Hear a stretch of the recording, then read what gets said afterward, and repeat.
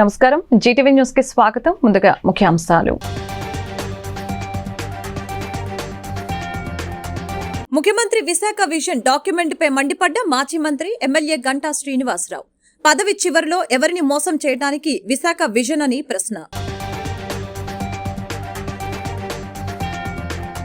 పెందుర్తిలో పలు అభివృద్ధి పనులకు శంకుస్థాపన చేసిన ఎమ్మెల్యే అదీప్ రాజ్. ప్రజలకు మౌలిక వసతులు కల్పించడమే తమ ప్రభుత్వ లక్ష్యమని వెల్లడి.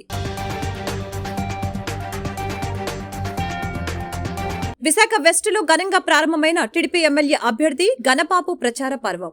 టీడీపీ పార్లమెంటరీ అధ్యక్షుడు శ్రీ భరత్తో కలిసి ప్రచారం నిర్వహించిన గణబాబు. విమ్స్ లో గ్యాస్ట్రోఎంట్రాలజీ బర్న్స్ వార్డు ప్రారంభించిన జిల్లా కలెక్టర్ మల్లికార్జున. కార్పొరేట్ హాస్పిటల్స్ కి ధీటుగా ప్రభుత్వ హాస్పిటల్స్ సేవలు అందిస్తున్నాయని స్పష్టం. ఎర్నిమాంబ ఆలయంలో కొలువు తీరిన నూతన పాలక మండలి. స్థానిక ఎమ్మెల్యే వాసుపల్లి గణేష్ కుమార్ సమక్షంలో ప్రమాణ స్వీకారం చేసిన సభ్యులు. రానున్న ఎన్నికల్లో తెలుగుదేశం జనసేన కూటమి విజయం తథ్యమని మాజీ మంత్రి ఎమ్మెల్యే గంటా శ్రీనివాసరావు చెప్పారు. ఎంవీపీలో తన నివాసంలో జరిగిన మీడియా సమావేశంలో గంటా శ్రీనివాసరావు మాట్లాడుతూ వైసీపీ ప్రభుత్వంపై జగన్మోహన్ రెడ్డిపై తీవ్ర స్థాయిలో విరుచుకుపడ్డారు. విశాఖ విజన్ అనే డాక్యుమెంట్ పవర్ పాయింట్ ప్రజెంటేషన్ పెట్టుకున్నారని, అధికారంలోకి వచ్చిన తర్వాత ఇది మొట్టమొదటిసారిగా ఏర్పాటు చేయాలని, కానీ ఎలక్షన్ త్వరలో ఉందనగా ఇప్పుడు పెట్టడం దురదృష్టకరమని అన్నారు. గతంలో విశాఖలో పోటీ చేసిన విజయమ్మ ఓడిపోయారని అన్నారు. 2019లో ఒక్క ఛాన్స్ అంటే ప్రజలు నమ్మారని అన్నారు. అటువంటి పరిస్థితిలో కూడా విశాఖలో ఈస్ట్, వెస్ట్, నార్త్, సౌత్ నియోజకవర్గాల్లో వైసీపీ అభ్యర్థులు ఓటమి పాలయ్యారు. విచ్చలవిడిగా ఖర్చు చేసి ప్రలోభాలు పెట్టిన గ్రాడ్యుయేషన్ ఎమ్మెల్సీ ఎన్నికల్లో విశాఖ ప్రజలు టీడీపీ అభ్యర్థి చిరంజీవికే పట్టం కట్టారు. బస్సు షెల్టర్, ఫ్లోటింగ్ బ్రిడ్జ్ ఇరిగిపోయిందని, ఒక్క ఇన్స్టిట్యూట్ లేదని, ఈ 5 ఏళ్లలో 15 హెలీప్యాడ్ ఏర్పాటు చేశారని అన్నారు. మద్యపాన నిషేధం, రైల్వే జోన్, ప్రత్యేక హోదా ప్రజలు అడుగుతారని హెలీప్యాడ్ లో వెళ్తున్నారని అన్నారు. ఎన్నికల తర్వాత జగన్మోహన్ రెడ్డి ప్యాలెస్ కి పరిమితం అవుతారని చెప్పారు.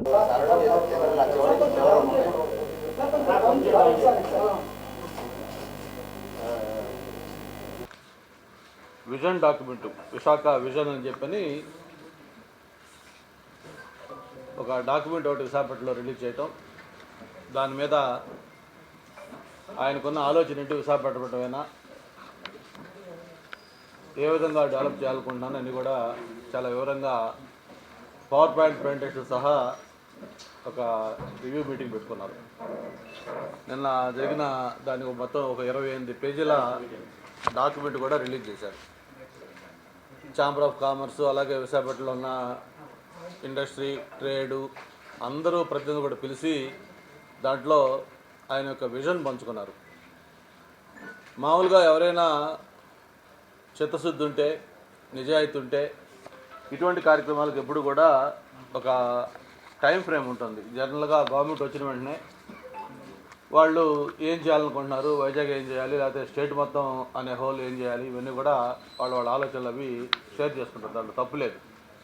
కానీ ఇక్కడ విచిత్రం, విడ్డూరం ఏంటంటే ఇంకొక 4-5 రోజుల్లో మ్యాక్సిమం 1 వీక్లో ఎలక్షన్ షెడ్యూల్ రాబోతా ఉంది. అంటే ఏదైతే 2019లో ఎన్నిక కాబట్టి ప్రభుత్వం ఉందో దానికి అంతిమ గడియలు సమీపిస్తూ ఉన్నాయి. వన్స్ షెడ్యూల్ వచ్చిందంటే ఎలక్షన్ కోడ్ స్టార్ట్ అవుతుంది, మొత్తం ఎలక్షన్ ప్రాసెస్ స్టార్ట్ అవుతుంది. ఎలక్షన్లో గెలిచిన తర్వాత మళ్ళీ కొత్త ప్రభుత్వానికి ఏదైనా చేసే అవకాశం ఉంటుంది. ఏ విధంగా చూసినా కూడా అది ఏ సర్వే రిపోర్ట్ చూసినా, లేకపోతే ఏ వర్గాలతో మాట్లాడినా, ఎక్కడ ఫీడ్బ్యాక్ తీసుకున్నా కూడా ఈ ప్రభుత్వానికి మళ్ళీ ఎన్నికల్లో ఏ మాత్రం కూడా గెలిచే అవకాశం లేదనే విషయం స్పష్టంగా అందరూ చెప్తున్న నేపథ్యంలో ఇప్పుడు ఆయన నిన్న విశాఖపట్నంలో ఈ విజన్ విశాఖ డాక్యుమెంట్ రిలీజ్ చేయటం, ఏదైనా కొంచెమైనా సిగ్గుంటే ఆయన నిజంగా ఆలోచించాలి. ఇప్పటికే విశాఖపట్నం పట్ల జగన్మోహన్ రెడ్డి గారి యొక్క ఆలోచన ఏ విధంగా ఉందో, దానికి ప్రజలు ఏ విధంగా తీర్పిచ్చారో మనం చూస్తూ ఉన్నాం. ఆయన పార్టీ పెట్టిన దగ్గర నుంచి కూడా 2014లో మొట్టమొదటిసారిగా ఎన్నికల్లో రాష్ట్రం మొత్తం కూడా వైఎస్ఆర్ పార్టీ పోటీ చేసింది. అంతకుముందు బై ఎలక్షన్లో పోటీ చేసిన తర్వాత ఫుల్ ఫ్లెడ్జెడ్గా అన్ని ఎలక్షన్లో పోటీ చేసింది 2014. మరి 2014 ఎన్నికల్లో కూడా విశాఖ నుంచి ఆ పార్టీ అప్పుడు గౌరవ అధ్యక్షురాలు ఎవరైతే వైఎస్ విజయం ఉన్నారో వైఎస్ విజయం అని విశాఖపట్నం ఎంపీగా పోటీ చేయించారు. మరి మీ అందరూ కూడా తెలుసు ఆ రోజు తీర్పు ఎలా వచ్చిందో. వైఎస్ విజయంని ఘోరంగా, అంటే భారీ మెజారిటీతో, దాదాపు 2 లక్షలకు పైగా మెజారిటీ తోటి మన బీజేపీ నుంచి హరిబాబు గారు ఉమ్మడి అభ్యర్థిగా పోటీ చేస్తే ఆయన ఒక ఘన విజయం సాధించారు విజయం గారి మీద. అంటే విశాఖపట్నం ప్రజలు ఎలాంటి వ్యక్తులను కోరుకుంటున్నారు, ఎలాంటి పార్టీలు కోరుకుంటున్నారు, ఎలాంటి అభ్యర్థులను కోరుకుంటున్నారు అనేది ఆ 2014 ఎన్నికల్లో వైఎస్ విజయమ్మ ఎన్నికల ద్వారానే ఈ ప్రజలు స్పష్టంగా చెప్పారు. అది అయిపోయింది 2014 ఎన్నికలు. సరే, ఆయన రకరకాల పాదయాత్రలు చేశాడు, లేకపోతే ఇంకోటి చేసి మళ్ళీ 2019లో ఎన్నికలు జరిగాయి. 2019 ఎన్నికల్లో ఒక్క ఛాన్స్ అన్నారు, లేకపోతే ఏదో చేస్తానని చెప్పి ప్రజలకి ఒక ఆశ కల్పించి మన ఎన్నికలకు వెళ్తే ఎన్నికల్లో ప్రజలు నమ్మారు. నిజంగా ఈయన ఏమన్నా చేస్తాడేమో, ఒక్క ఛాన్స్ అంటున్నాడు కదా చూద్దామని చెప్పని ఒక ఆంధ్రప్రదేశ్ హిస్టరీలో ఎప్పుడూ లేనటువంటి ఒక ఘన విజయం వైఎస్ఆర్ పార్టీకి ఇచ్చారు. 151 మంది ఎమ్మెల్యేలు, 22 మంది ఎంపీలు, అలాగే 50% ఓట్ బ్యాంకు వైఎస్ఆర్ పార్టీకి ఇచ్చారు. అటువంటి పరిస్థితుల్లో కూడా విశాఖ ప్రజలు చాలా చాలా తెలియగలవాళ్ళు. విశాఖ ప్రజలు ఎటువంటి వాళ్ళు కోరుకుంటారో మొన్న ఎన్నికల్లో కూడా స్పష్టంగా మొత్తం రాష్ట్రం మొత్తం కూడా వైఎస్ఆర్ ప్రభంజనం వీచినా కూడా ఇక్కడ 4 దిక్కులు, నార్త్, ఈస్ట్, వెస్ట్, సౌత్ 4 దిక్కుల్లో కూడా ఈ వైఎస్ఆర్ పార్టీకి స్థానం లేదు అని ఒక స్పష్టంగా ఒక తీర్పు ఇచ్చి ఇక్కడ 4 సీట్లు కూడా వైఎస్ఆర్ పార్టీ అభ్యర్థుల్ని ఘోరంగా ఓడించి తెలుగుదేశం పార్టీ అభ్యర్థుల్ని గెలిపించి విశాఖ అంటే ఏంటో ఈ రాష్ట్రం మొత్తం తెలిసే విధంగా ఆ రోజు ఒక రిజల్ట్స్ ఇచ్చారు. అంటే ఇంత స్పష్టంగా ప్రజలు నీకు తీర్పిస్తూ ఉన్నారు. విశాఖపట్నం ప్రజలు జగన్మోహన్ రెడ్డి నీ మాటలు నమ్మము, నీకు ఇక్కడ స్థానం లేదు అని మీ అమ్మగారు నిలబడ్డప్పుడు ఒకసారి రుజువు చేశారు. మళ్ళీ మొన్న జనరల్ ఎలక్షన్స్లో మీ 4 అభ్యర్థులను కూడా ఇక్కడ ఓడించి రుజువు చేశారు. మళ్ళీ లేటెస్ట్గా మొన్నే మీరు ఎమ్మెల్సీ, గ్రాడ్యుయేట్ ఎమ్మెల్సీ ఏదైతే ఎన్నికలు జరిగాయో గ్రాడ్యుయేట్ ఎమ్మెల్సీ ఎన్నికల్లో చిరంజీవి గారు తెలుగుదేశం పార్టీ అభ్యర్థిగా చివరి నిమిషంలో పెట్టినా కూడా మరి చిరంజీవి గారిని కూడా భారీ మెజార్టీతో గెలిపించి వైఎస్ఆర్ పార్టీకి విశాఖపట్నంలో స్థానం లేదు, నిన్ను విశాఖపట్నం ప్రజలు నమ్మరు అని ఒక స్పష్టంగా తీర్పిచ్చిన విషయం మనందరం కూడా గుర్తుపెట్టుకోవాల్సిన అవసరం ఉంది. ఆ రోజు ఎన్నికల్లో వాళ్ళు చెప్పారు ఇది ఒక రెఫరెండంగా తీసుకుంటామని కూడా చెప్పారు. గ్రాడ్యుయేట్ ఎమ్మెల్సీ ఎన్నిక ఏదైతే ఉందో మేము ఇది వైఎస్ఆర్ పరిపాలన పార్టీ ఏ విధంగా చేసిందానికి ఒక రెఫరెండంగా తీసుకుంటామని చెప్పారు. ప్రజలకు కనీస మౌలిక వసతులు కల్పించడానికి తాను నిరంతరం కృషి చేస్తున్నానని పెందుర్తి శాసనసభ్యులు అన్నంరెడ్డి అదీప్ రాజు అన్నారు. పెందుర్తి జీవీఎంసీ పరిధిలో ఉన్న 93, 98 వార్డులలో పలు అభివృద్ధి పనులకు ఎమ్మెల్యే ముఖ్య అతిథిగా పాల్గొని శంకుస్థాపన చేశారు. ఈ సందర్భంగా ఆయన మాట్లాడుతూ ప్రజా సంక్షేమానికి అభివృద్ధి పనులు చేపట్టడంలో ముఖ్యమంత్రి వైఎస్ జగన్మోహన్ రెడ్డి ముందంజలో ఉన్నారని అన్నారు. ప్రజలకు కనీస వసతులు కల్పించడానికి తన వంతు కృషి చేస్తానని అన్నారు. ఈ కార్యక్రమంలో GVMC zonal commissioner Haimavathi, ward corporator Raparthi Kanna, పలువురు జోనల్ అధికారులు, వైఎస్ఆర్ పార్టీ నాయకులు, కార్యకర్తలు పాల్గొన్నారు. జై జగన్, జై జగన్, అదీప్ రాజు గారి నాయకత్వం, అదీప్ రాజు గారి నాయకత్వం, జై జగన్, జై జగన్, జై జగన్, అదీప్ రాజు గారి నాయకత్వం, జై జగన్, జై జగన్. చూస్తున్నారు నిత్యం కూడా ప్రతి ఏరియాలోని కూడా ఇవాళ అర్బన్ రూరల్ అనేటువంటి తేడా లేకుండా ప్రతి ప్రాంతంలోని కూడా అనేకమైనటువంటి అభివృద్ధి కార్యక్రమాలకి శంకుస్థాపనలు, ప్రారంభోత్సవాలు కూడా చేసుకుంటున్నాం. మరి గత 2 రోజుల క్రితం కూడా సుమారుగా 2 కోట్ల రూపాయలకు సంబంధించిన 1,30,00,000 రూపాయలకు సంబంధించినటువంటి కార్యక్రమాలు శంకుస్థాపన చేసుకున్నాం. అదే రకంగా నిన్న కూడా ఈ రోజు కూడా ముఖ్యంగా మరి 93, 98 వార్డులకు సంబంధించి 1,18,00,000 రూపాయలకు సంబంధించినటువంటి అభివృద్ధి కార్యక్రమాలు కూడా శంకుస్థాపన చేసుకుంటున్నాం. అన్ని రకాలుగా కూడా పూర్తి స్థాయిలో ఎప్పుడు జరగలేనటువంటి అభివృద్ధిని ఇవాళ పెందుర్తి నియోజకవర్గంలో చేశామన్నటువంటిది మేము ఇవాళ కరాఖండిగా చెప్పగలుగుతున్నాం. దీనికి సంబంధించిన వివరాలన్నీ కూడా అతి తొందరలోనే ఈ 5 సంవత్సరాల్లో సంక్షేమానికి ఎంత డబ్బులు ఖర్చు పెట్టాము, అదే రకంగా ఎన్ని కోట్ల రూపాయలతో అభివృద్ధి కార్యక్రమాలు ప్రారంభోత్సవాలు చేసుకున్నాము అన్నటువంటిది కూడా చాలా క్లియర్గా మీ అందరికి కూడా వివరించడం కూడా జరుగుతుంది. వాళ్ళు ఖచ్చితంగా నేను అనేక సందర్భాల్లో చెప్పాను, సంక్షేమం అభివృద్ధి రెండు కళ్ళకి వాళ్ళ ప్రభుత్వం పనిచేస్తుంది. ఖచ్చితంగా జగన్మోహన్ రెడ్డి గారి ఆశీస్సులతో మళ్ళీ మరి ఇక్కడ పోటీ చేస్తున్నటువంటిది కూడా ఇప్పటికే అనేక సందర్భాల్లో చెప్పాను. మళ్ళీ ప్రజలందరూ ఆశీస్సులతో మళ్ళీ 2024 రాబోయే ఎన్నికల్లో కూడా గెలిచి మరింతగా ఈ నియోజకవర్గాన్ని అభివృద్ధి చేస్తామని చెప్పి తెలియజేస్తాను. ఎలక్షన్ కోడ్ రాకముందే పశ్చిమ నియోజకవర్గం టీడీపీ ఎమ్మెల్యే అభ్యర్థి గణబాబు ఎన్నికల ప్రచార హోరు మొదలైంది.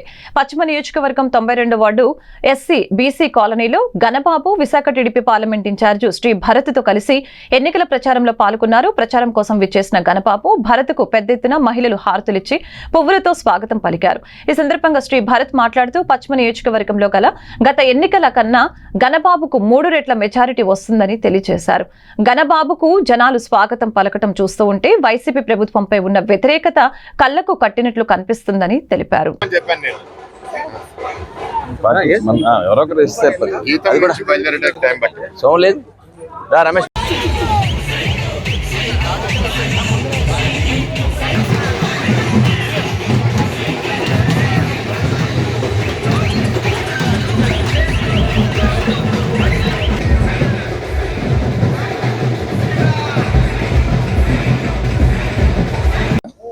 అవినీతి పాలన, అహంకారమైనటువంటి పాలన మనం చూస్తున్నాం.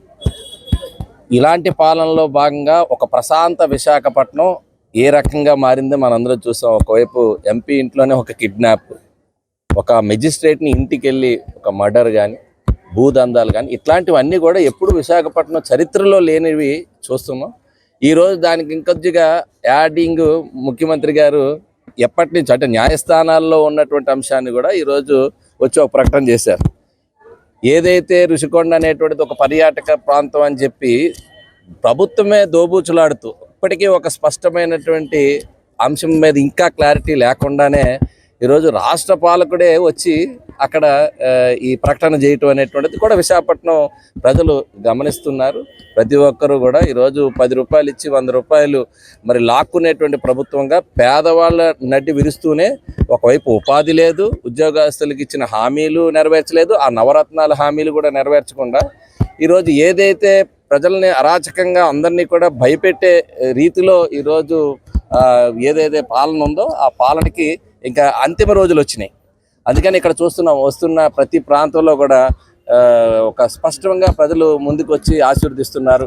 ఎన్ని ఆంక్షలు పెట్టినా, ఏ రకమైనటువంటి ప్రలోభాలు పెట్టినా ఆశీర్వదించడానికి ప్రజలు ముందుకు వస్తున్నారంటేనే ఇది స్పష్టంగా కనబడుతుంది. రానున్న రోజుల్లో తెలుగుదేశం పార్టీ మరి అదే విధంగా జనసేన కలిపి ఏదైతే ఈరోజు ఉమ్మడి ప్రణాళికతో పవన్ కళ్యాణ్ గారు, చంద్రబాబు నాయుడు గారు ఒక భవిష్యత్తుకి ఒక భరోసా, ఒక గ్యారంటీ ఇస్తూ పేద ప్రజానికానికే కాదు, ఒక మధ్య తరగతి ఉద్యోగస్తులకి, అదేవిధంగా ప్రతి వర్గానికి కూడా, అటు రైతాంగానికి, మహిళకి, యువతకి కూడా ఒక నిర్దిష్టంగా ఒక నమ్మకం అనేటువంటిది ఒక తెలుగుదేశం పార్టీ వల్ల జరుగుతుంది అనేటువంటిది గత అనుభవం చూశారు. ఒక్క ఛాన్స్ అనేటువంటిది పంపముంచిందని ఈ వర్గాలన్నీ కూడా భావిస్తున్నాయి.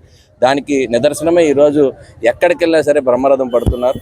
రాబోయే కాలంలో డెఫినెట్గా అభివృద్ధి కాముకులందరూ, సంక్షేమం కావాలనుకున్న అందరూ కూడా తెలుగుదేశం పార్టీ జనసేనకే మద్దతు పలుకుతారనేటువంటి స్పష్టమవుతుంది.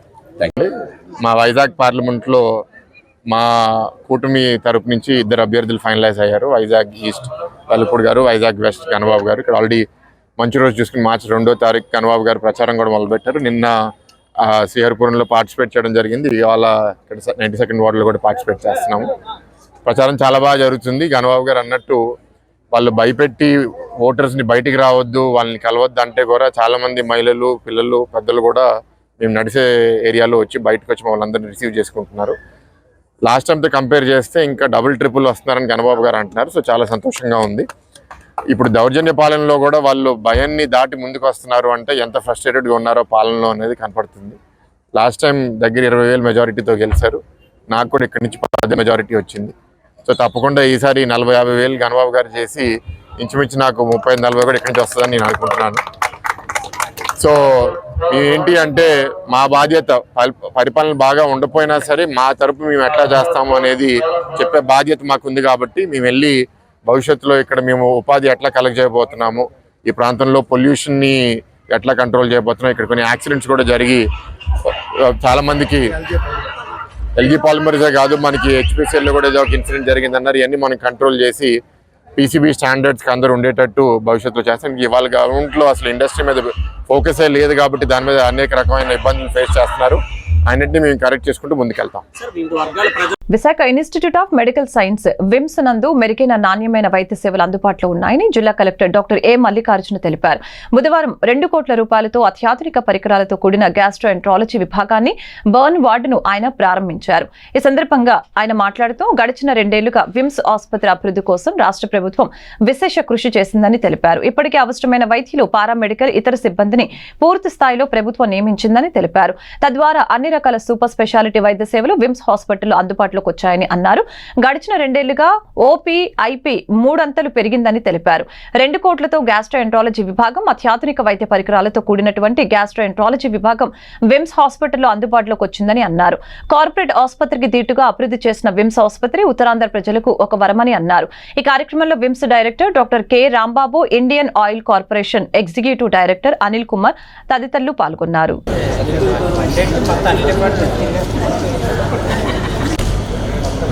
అంటే విడదీశారు, అప్పుడు కలిపి ఉండే ఇలా టీ అని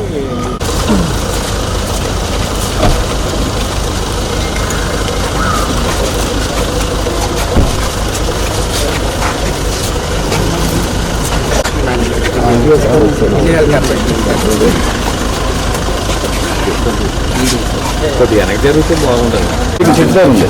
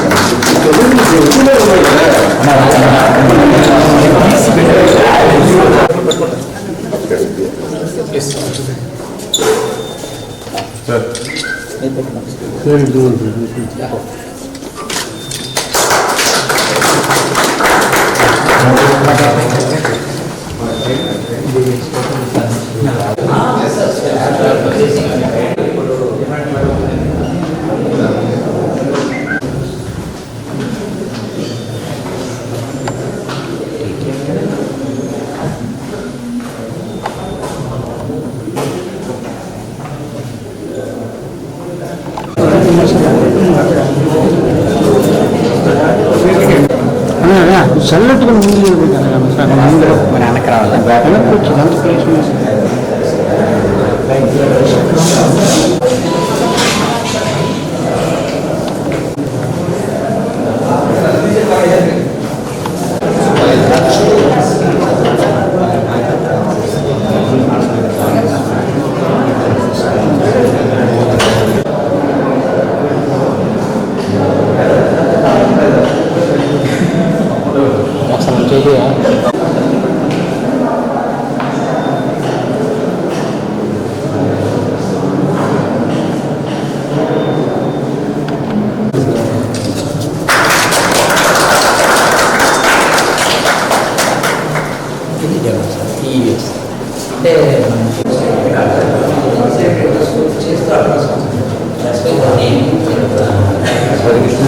ప్లేస్ ఇయర్స్లో మనకి నెంబర్ ఆఫ్ డిపార్ట్మెంట్స్ పెంచడం జరిగింది. అలాగే డాక్టర్స్ రిక్రూట్మెంట్ పెంచారు. అలాగే both medical, non medical staff కూడా మనకి కొత్త రిక్రూట్మెంట్ చేయడం జరిగింది. అండ్ దాంతో మనకి సుమారుగా చూసుకుంటే ఓపీ కూడా ఆల్మోస్ట్ 3-4 టైమ్స్ పెరిగింది విమ్స్లో. సో ఇప్పుడు ఈరోజు చూసుకుంటే మనము ఒకటి గ్యాస్ట్రో ఎంట్రాలజీ అండ్ హెప్టాలజీ డిపార్ట్మెంట్ని ఒకటి మనం ఓపెన్ చేసుకోవడం జరిగింది. ఇందులో మనకి ఆల్మోస్ట్ 2 crores ఎక్విప్మెంట్ మనకు రావడం జరిగింది. ఇందులో ఐఓసీల వాళ్ళు 53 lakhs ఎక్విప్మెంట్ మనకి ఇవ్వడం జరిగింది. రిమైనింగ్ 1.5 crores మనకి గవర్నమెంట్ ఎక్విప్మెంట్ మనకి రెడీ అయింది. సో ఈ 2 crores ప్లస్ అలాగే డాక్టర్స్ ఆల్రెడీ 2 గ్యాస్ట్రోఎంట్రాలజీ డాక్టర్స్ ఉన్నారు. అలాగే remaining medical, non medical staff కూడా మనకి రిక్రూట్మెంట్ జరిగింది. సో మనకి యావరేజ్ మనకి 50 to 70 ఓపీ కూడా ఇప్పుడు స్టార్ట్ అయింది. సో ఇప్పుడు ఈ ఎక్విప్మెంట్ పెట్టిన తర్వాత ఇవన్నీ కూడా కొద్దిగా లేటెస్ట్, మనకి very qualitative and very latest equipment పెట్టడం జరిగింది. సో ఖచ్చితంగా మనకి విశాఖపట్నం జిల్లాకు సంబంధించింది ఎక్కడ కూడా దొరకంది మంచి క్వాలిటీ ఎక్విప్మెంట్ ఇక్కడ పెట్టడం జరిగింది. సో అలాగే డాక్టర్స్ కూడా బాగా హైదరాబాద్లో కానీ ఈ ఏరియాలో ట్రైన్డ్ డాక్టర్స్ ఇక్కడ మనకి పనిచేయడానికి జాయిన్ కూడా కావడం జరిగింది. అలాగే మనకి సెకండ్ వచ్చేసి మనకి ఒక 18 bed బండ్స్ యూనిట్ కూడా స్టార్ట్ చేయడం జరిగింది. సో బండ్స్ సంబంధించి మనకు ఆల్రెడీ ప్లాస్టిక్ సర్జన్ డాక్టర్ గారు మనకు రిక్రూట్మెంట్ చేసుకున్నాము. అలాగే ఇతర స్టాఫ్ కూడా దానికి సంబంధించి ఉన్నారు. సుమారుగా మనకి 40% లోపు ఎక్కడైతే బర్న్స్ వస్తాయో ఇక్కడికి ఆ బర్న్స్ సంబంధించి ట్రీట్మెంట్ చేయడానికి స్టాఫ్ అవైలబిలిటీ కానీ, బెడ్ అవైలబిలిటీ, మెడికేషన్ కానీ, అలాగే మిషనరీ కానీ మొత్తం కూడా మనకి ఏర్పాటు చేసుకున్నాం. సో 40% దాటితే మళ్ళీ కావాలంటే కేజీఎస్లో అవసరం మేరకు పంపించడం జరుగుతుంది. సో ఆ విధంగా 2 కొత్త డిపార్ట్మెంట్స్ కూడా ఈరోజు మనం విమ్స్లో బిగిన్ చేసుకోవడం జరిగింది. సో దీంతో ఖచ్చితంగా మేము రానున్న ఒక 3-4 నెలల్లో ఖచ్చితంగా ఓపీ కానీ లేదంటే ఇక్కడ అడ్మిషన్స్ నెంబర్ కూడా పెరిగేదానికి స్కోప్ ఉంది. అలాగే ఆరోగ్యశ్రీలో మొత్తం కూడా ఉచితంగా కూడా ఇక్కడ ఏర్పాట్లు చేయడం జరుగుతూ ఉంది. సో ప్రజలందరికీ విజ్ఞప్తి ఏంటంటే విమ్స్ లాంటి సంస్థ ఏదైతే మనకు గవర్నమెంట్ ఏర్పాటు చేసిందో ఖచ్చితంగా క్వాలిటీతో కూడిన ఒక మంచి వైద్యం అందజేయాలన్న ఆశయంతో ముందుకెళ్తున్నాము. ఖచ్చితంగా మీ అందరూ ఉపయోగించుకోవాలని కోరుకుంటున్నాను. Thank you so much. Okay sir, thank you. కోరిన కోరికలు తీర్చే కల్పవల్లిగా పేరుగాంచి కోస్తా జిల్లాల ప్రజల ఇలవెలుపుగా పూజలు అందుకుంటున్న జ్ఞానాపురం శ్రీ ఎర్నిమాంబ అమ్మవారి ఆలయ పాలక మండలి ప్రమాణ స్వీకారం ఎమ్మెల్యే వాసుపల్లి సమక్షంలో అత్యంత వేడుకగా జరిగింది. ఆలయ కమిటీ చైర్మన్ లండా రమణతో పాటు సభ్యులతో ఎండోన్మెంట్ అసిస్టెంట్ కమిషనర్ శిరీష ప్రమాణ స్వీకారం చేయించారు. ఈ సందర్భంగా ఎమ్మెల్యే వాసుపల్లి గణేష్ కుమార్ మాట్లాడారు. ఎంతో మహిమగల అమ్మవారు శ్రీ ఎర్నిమాంబ అని తెలిపారు. అటువంటి ఆలయానికి పాలక మండలి సభ్యులుగా చేసే అదృష్టం కలగటం పూర్వజన్మ సుకృతంగా భావిస్తున్నట్లు తెలిపారు. సభ్యులు ఆలయ ప్రతిష్టతతో పాటు అభివృద్ధి చేసేందుకు కృషి చేయాలని అన్నారు. అంతేకాకుండా ఇతర ప్రాంతాల నుంచి వచ్చి ఇక్కడే వంటలు వండుకొని తినే భక్తులకు ఎటువంటి అసౌకర్యం కలగకుండా చర్యలు చేపట్టాలని నూతన కమిటీకి సూచించారు. 34వ వార్డు కార్పొరేటర్ తోట పద్మావతి మాట్లాడుతూ నూతన కమిటీని అభినందించారు. ఆలయ కమిటీ చైర్మన్ లండా రమణ మాట్లాడుతూ అమ్మవారి సేవ చేసుకునే భాగ్యం కల్పించిన ఎమ్మెల్యే వాసుపల్లి ఇతర పెద్దలకు కృతజ్ఞతలు తెలిపారు. ఈ కార్యక్రమంలో వైసీపీ సీనియర్ నాయకుడు లింగం శ్రీనివాసు తదితరులు పాల్గొన్నారు.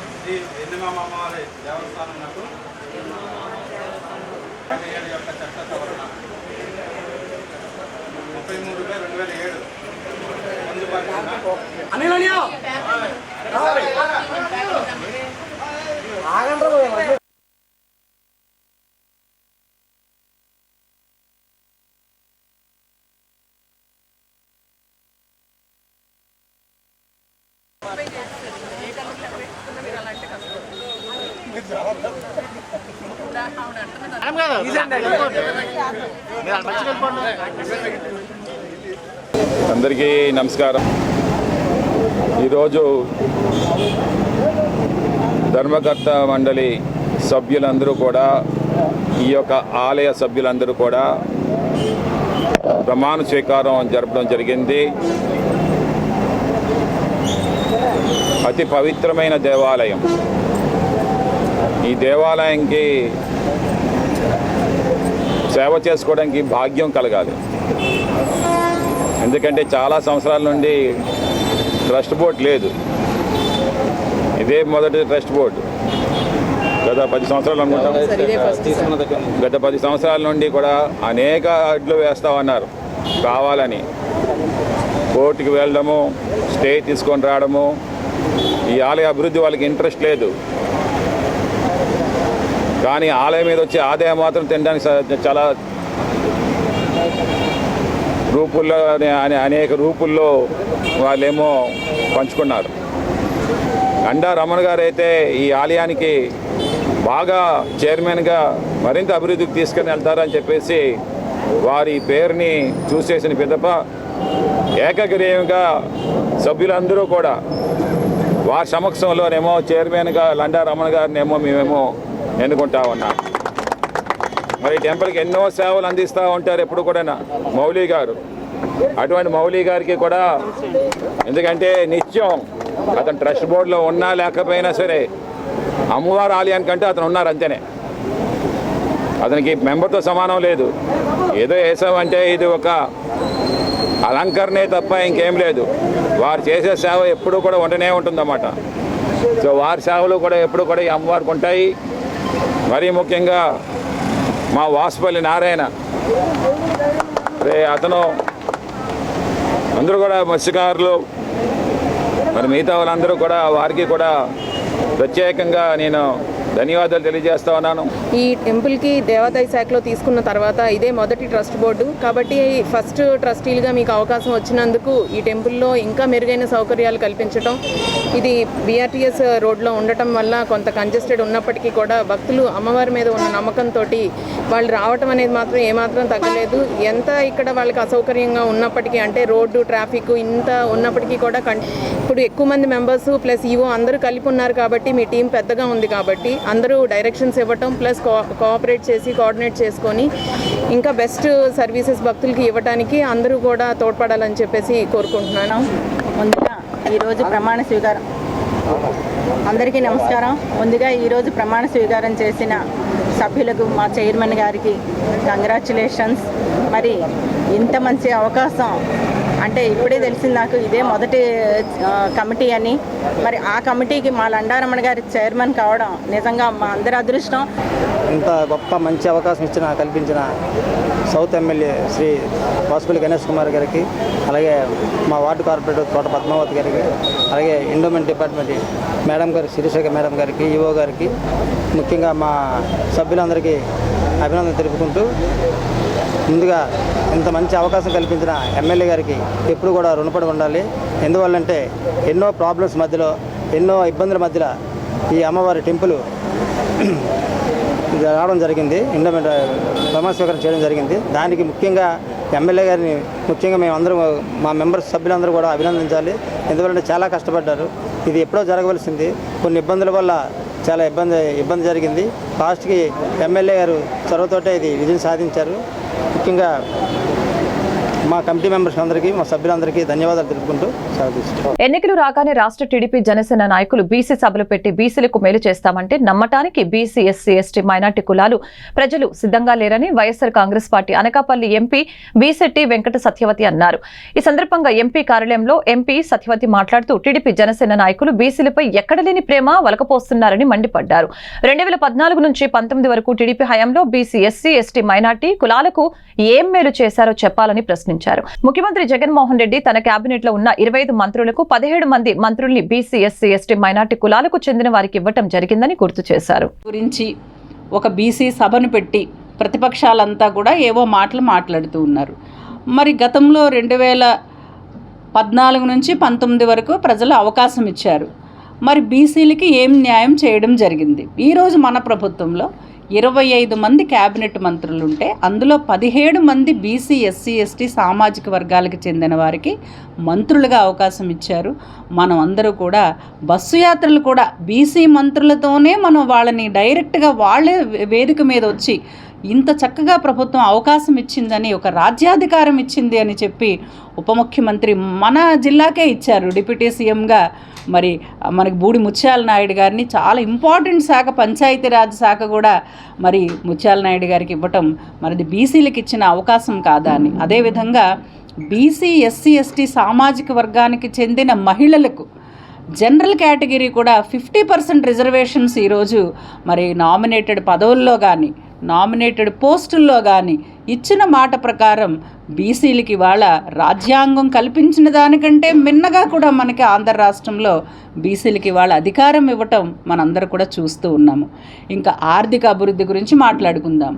ఇవాళ మన ప్రభుత్వం అమలు చేస్తున్నటువంటి ఈ నవరత్నాల్లో ఏ కార్యక్రమాలు ఉన్నాయో అవన్నీ కూడా మెజారిటీ 90% కంటే ఎక్కువ బీసీ ఎస్సీ ఎస్టీ సామాజిక వర్గాలకి చెందిన వారికే ఆ పథకాలన్నీ కూడా వర్తిస్తున్నాయనేది ప్రతి ఒక్కరికి కూడా తెలిసిన విషయం. ఇప్పుడు వైఎస్ఆర్ చేయూత కానీ, మరి ఆసరా కానీ, సున్నా వడ్డీ కానీ, మరి అమ్మఒడి కానీ, ఇవన్నీ కూడా వాళ్ళే ఒక కట్ ఆఫ్ పెట్టిన మన ఇన్కమ్ గ్రూప్ కానీ లో ఇన్కమ్ గ్రూప్ అంతా కూడా మెజారిటీ బీసీ ఎస్సీ ఎస్టీ వర్గాలకే అవన్నీ కూడా చెందుతూ ఉన్నాయి.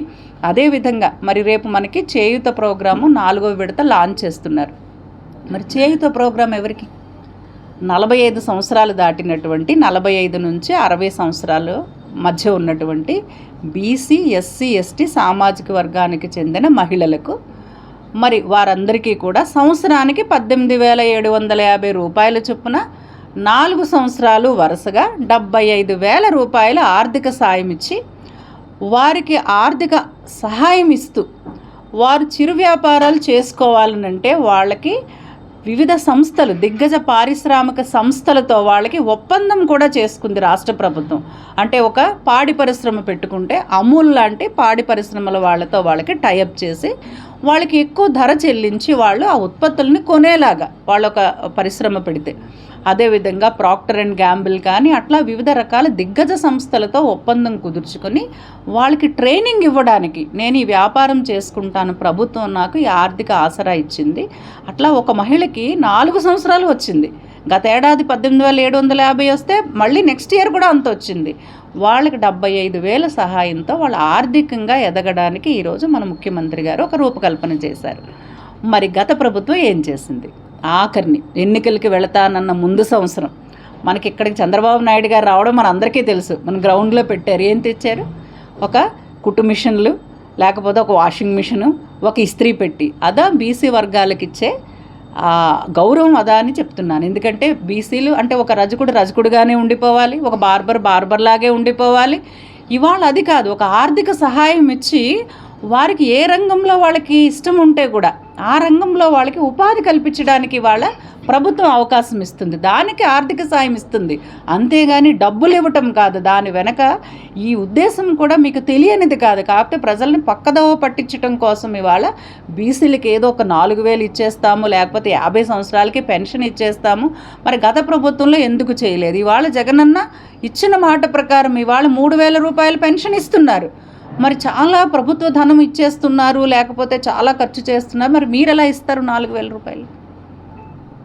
మీరు ఎలా ఇస్తారు? మీకు ఆర్థికంగా మీకు ఎక్కడి నుంచి డబ్బులు పైనుంచి చెట్లకు కాసి మీకు మీ ప్రభుత్వానికి వస్తాయా? అసలు ముందు మీ ప్రభుత్వం వస్తుందనేదే కల. అది అసలు జరిగే పని కాదు. 4,000 ఇస్తాడు అనడానికి ఇవాళ జగనన్న ఇచ్చిన మాట నిలబెట్టుకుంటున్నాడని అందరూ కూడా ఆయన రుజువు చేసుకున్నారు. ప్రజలు ఒక నమ్మకాన్ని కలిగి ఉన్నారు. ఈయన మాట ఇస్తే మాట ఇచ్చి మడమ తిప్పని నాయకుడు. ఎన్ని కరోనా లాంటి కష్టకాలం వచ్చినా ఇచ్చిన మాట ప్రకారం మరి ఎటువంటి అవినీతికి వివక్షకి పార్టీలు చూడలేదు, మతం చూడలేదు, కులం చూడలేదు. వాళ్ళకి అర్హత ఉంటే వాళ్ళందరికీ కూడా వేసింది వాస్తవం కాదా అనేది మీరు గమనించాలి. అందులో తెలుగుదేశం పార్టీ కానీ జనసేన కానీ బీజేపీ ఎవరైనా ఉన్నారు. అందులో తీసుకున్న వాళ్ళకి తెలుసు అవన్నీ కూడా అర్హతే ప్రామాణికంగా ఇచ్చారు. గత ప్రభుత్వంలో జన్మభూమి కమిటీలు ఏం చేశాయో మనందరికీ తెలుసు. సో అందువల్ల ఏంటంటే బీసీలకి న్యాయం వైఎస్ఆర్ ప్రభుత్వంలోనే గౌరవ ముఖ్యమంత్రి గారి నేతృత్వంలో మాత్రమే జరిగిందని మరి తెలియజేయడానికి ఎంతో సంతోషిస్తూ మరి పార్లమెంటు స్థాయిలో ఇవాళ ఎంపీగా నేను చెప్పడానికి ఇవాళ బీసీ వర్గానికి ఎవరైతే బీసీల కోసం పోరాటం చేస్తున్నారో అటువంటి ఆర్ కృష్ణయ్య గారికి రాజ్యసభకి అవకాశం ఇచ్చారు. రాజ్యసభలో కూడా అనేక మీటింగ్స్ పెట్టాము. అందరి బీసీ సామాజిక వర్గాలకు చెందిన మిగిలిన రాష్ట్రాల పార్లమెంట్ సభ్యులను కూడా కలుపుకొని మన రాష్ట్రం తరపున సింహాచలం శ్రీ వరాహలక్ష్మి నరసింహస్వామి ఆలయ వైదిక స్వాముల ఆధ్వర్యంలో శాస్త్రోక్తంగా శ్రీ స్వామివారికి స్వర్ణ తులసి దళాలతో శోభాయమానంగా స్వామివారికి అర్చన జరిపించినట్లు ఈవో శ్రీనివాసమూర్తి తెలిపారు. బుధవారం ఉదయం ఏకాదశి పర్వదినాన్ని స్వామివారి స్వర్ణ తులసి దళ అర్చనలతో భక్తులు పెద్ద సంఖ్యలో హాజరయ్యారు. అర్చక స్వాములు అత్యంత వైభవంగా సింహాచల పుణ్యక్షేత్రంలో దేవస్థాన వేద పండితులు వేద మంత్రాల నాదస్వర మంగళ వాయిద్యాలతో శాస్త్రోక్తంగా స్వర్ణ తులసి దళాలతో స్వామివారి అర్చన అత్యంత వైభవంగా నిర్వహించారని తెలిపారు. అర్చకులు వేకువజామున స్వామిని సుప్రభాత సేవలో మేల్కొల్పి ప్రాతకాల పూజలు సాంప్రదాయబద్ధంగా నిర్వహించారు.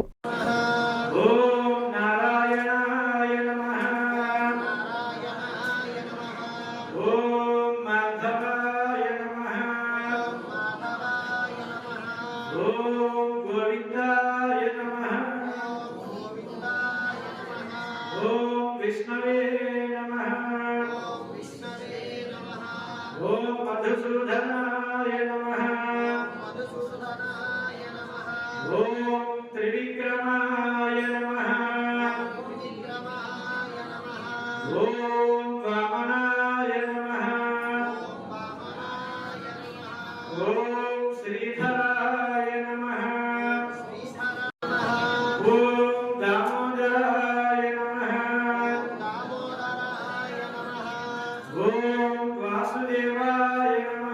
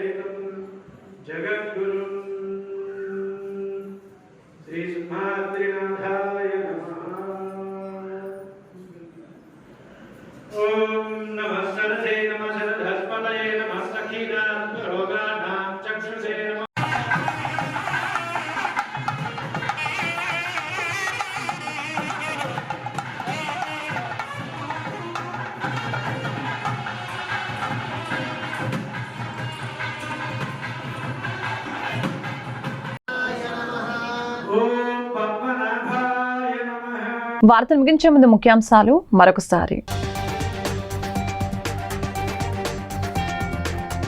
ముఖ్యమంత్రి విశాఖ విజన్ డాక్యుమెంట్ పై మండిపడ్డ మాజీ మంత్రి ఎమ్మెల్యే గంటా శ్రీనివాసరావు.